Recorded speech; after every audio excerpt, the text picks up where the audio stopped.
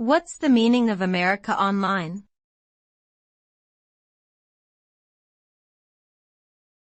America Online.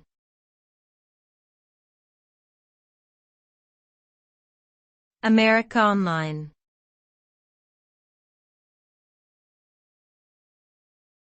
America Online.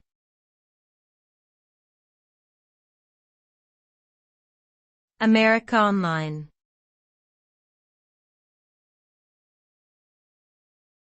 America Online.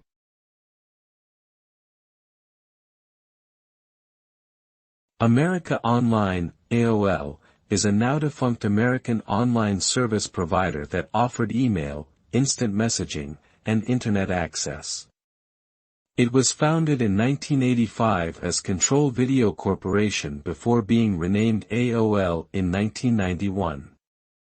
At its peak in the late 1990s, AOL had over 30 million users.